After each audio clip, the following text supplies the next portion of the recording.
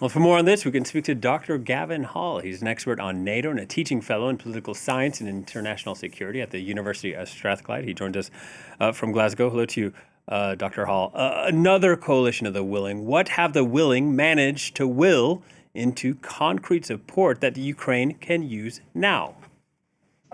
Well, good afternoon. In terms of concrete support, the answer is somewhat depressingly very little.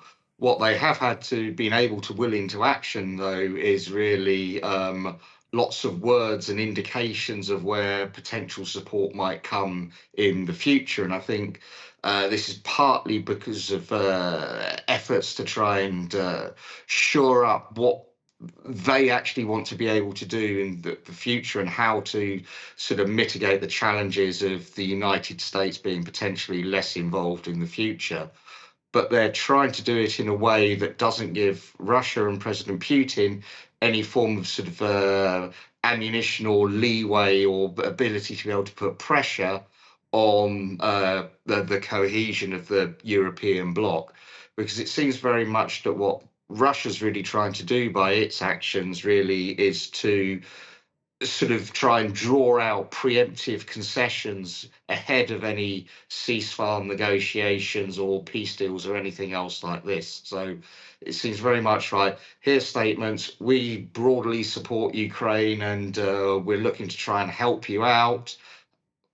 But exactly how that's going to work, we can't really say at the moment because we don't want to jump the gun effectively and preempt potential decisions down the line. Yeah, Russia listing those preconditions, as you mentioned, but the United States also putting Ukraine in a position where it's requiring all these other compromises or sacrifices from Kyiv, or not demanding the same thing from Moscow. And at the same time, some people in Europe feeling like they're being frozen out.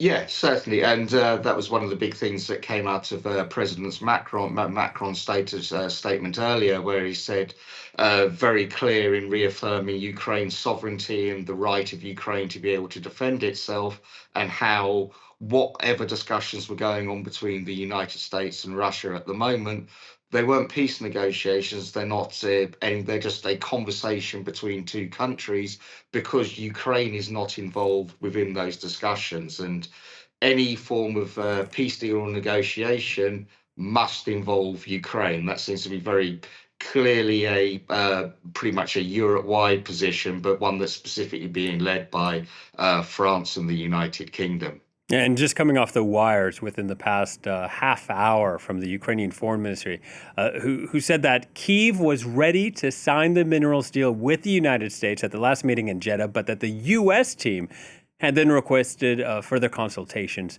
in Washington. Does this feel like that there's sort of a runabout in a way? Yes, if you like. It's really sort of what's actually going to be beneficial and who's going to benefit. And you've got the President Trump, who's likes to make great play about his I'm the great deal maker. Is this an effort to say, well, we want to make sure we're getting the best deal? Maybe we weren't. Maybe we now want to revisit this. Who knows exactly what's going through Donald Trump's mind, but whether Ukraine was actually going to sign it, they've certainly indicated after the fractious meeting in the White House between Zelensky and Trump that they were prepared to sign the deal. So why it wasn't signed, we'll find out over the course of the coming days. Yeah, and Donald Trump pushing this so far, so quickly. He had said he'd end this war on day one of being in the White House, then in the first 100 days. We are past that point. What I'm wondering now is you have the great deal maker, as you say, someone who wants to back a winner.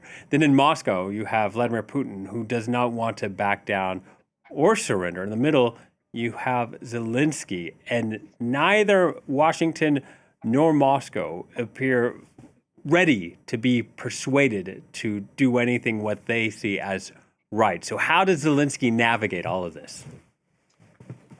In short, with great difficulty, and the same goes very much for the European partners and allies who have been supporting them. Where do you position yourselves, and excuse me, what aid you actually offer to support your ally, but in the same way is geared in a way that structures towards providing, trying to enhance the prospects for peace.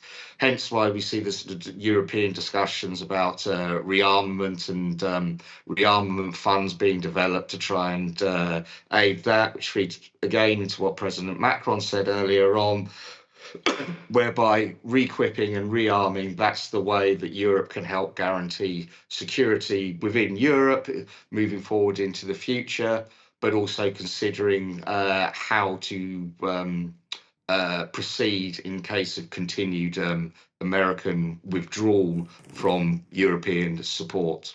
And at a certain point, is Ukraine's President Zelensky, I mean, if this drags on, is he going to have to consider signing a peace deal, even if it's an ugly peace deal that is important to get a deal done?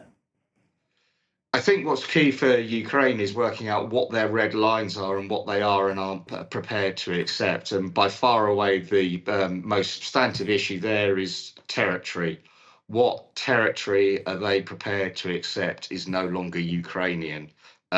Crimea is the most likely one that they'd probably consider here, but there are reports that what Russia is actually seeking is not just the land they presently occupy, but also some further land. And that starts to get very problematic and would be almost an impossible deal to sell, in which case I don't see a way that President Zelensky could sign something unless it has some degree of balance and concessions in it from Russia as well. Gavin, thank you very much. Dr. Gavin Hall speaking to us from Glasgow.